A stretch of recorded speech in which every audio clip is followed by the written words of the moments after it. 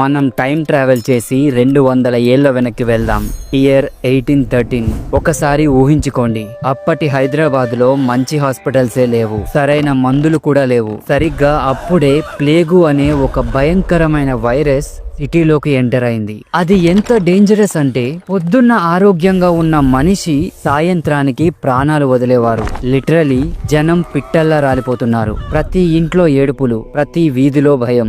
City మొత్తం ఒక దెయ్యాల దిబ్బలా మారిపోయింది. గవర్నమెంట్ చేతులెత్తేసింది. వేల మంది చనిపోతున్నారు. సిటీ ఎకానమీ మొత్తం కుప్పకూలిపోయింది. ఇక దేవుడే దిక్కు అని అందరూ ఫిక్స్ అయిపోయారు. కానీ వాళ్ళకి తెలియదు, వాళ్ళ ప్రార్థనలకు సమాధానం కొన్ని వందల కిలోమీటర్ల దూరం నుంచి రాబోతుందని. అదే టైంలో హైదరాబాద్ కు చెందిన కొందరు సోల్జర్స్ మధ్యప్రదేశ్ లోని ఉజ్జయినిలో డ్యూటీలో ఉన్నారు. కానీ వాళ్ళ మైండ్ మొత్తం హైదరాబాద్ గురించి ఆలోచిస్తోంది. ప్రతిరోజు వాళ్ళ కుటుంబ సభ్యులు, స్నేహితులు చనిపోతున్నారనే న్యూస్ వాళ్ళకి చేరేది. వాళ్ళు ఎంత టార్చర్ అనుభవించారో ఇమాజిన్ కూడా చేసుకోలేం. కానీ వాళ్ళ చేతుల్లో ఏమీ లేదు.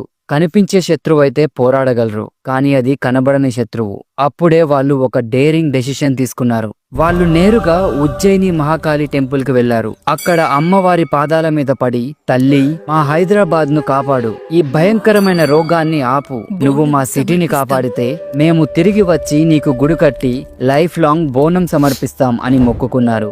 ఇది జస్ట్ ఒక మొక్కు కాదు, అది వాళ్ళ చివరి ఆశ. ఇక్కడే అసలు మ్యాజిక్ జరిగింది. ఉజ్జయినిలో సైనికులు మొక్కుకున్నారో లేదో, హైదరాబాద్ లో ప్లేగు వ్యాపించడం ఆగిపోయింది. మరణాల సంఖ్య కంట్రోల్లోకి వచ్చేసింది. కొన్ని రోజుల్లోనే సిటీ మొత్తం కంప్లీట్ గా సేఫ్ అయిపోయింది. ఇది యాదృచ్ఛికమా లేక నిజంగా దేవుడి దయనా? ఇది ఖచ్చితంగా అమ్మవారి అద్భుతమే అని అందరూ బలంగా నమ్మారు. అయితే వాళ్ళు ఇచ్చిన మాట నిలబెట్టుకోవడానికి డ్యూటీ ముగించుకొని వెంటనే సికింద్రాబాద్ వచ్చేశారు. 1815లో సూరేటి అప్పయ్య అనే సోల్జర్ లీడర్షిప్ లో ఉజ్జయిని నుండి తెచ్చిన అమ్మవారి చెక్క విగ్రహంతో ఒక టెంపుల్ కట్టేశారు. ఆ రోజే వాళ్ళు వండిన అన్నం, పాలు, బెల్లంతో చేసిన నైవేద్యాన్ని ఒక కొత్త కుండలో పెట్టి డెకరేట్ చేసి అమ్మవారికి సమర్పించారు. అదే చరిత్రలో మొట్టమొదటి బోనం. కేవలం కొందరితో మొదలైన ఆ వేడుక ఇప్పుడు లక్షల మంది పండుగగా మారింది. ఇంక్రెడిబుల్ కదా? ఓకే, ఇంతకీ ఈ బోనం ఏంటి? Let's break it down. బోనం అంటే భోజనం. ఇది అమ్మవారికి మనం ఇచ్చే ఒక గ్రాండ్ థ్యాంక్స్ గివింగ్ పార్టీ లాంటిది.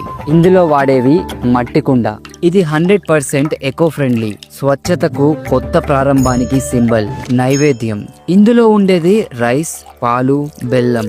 ఇది హెల్త్ అండ్ వెల్త్ ని సూచిస్తుంది. బేసిక్ గా ఇది ఒక డివైన్ సూపర్ ఫుడ్.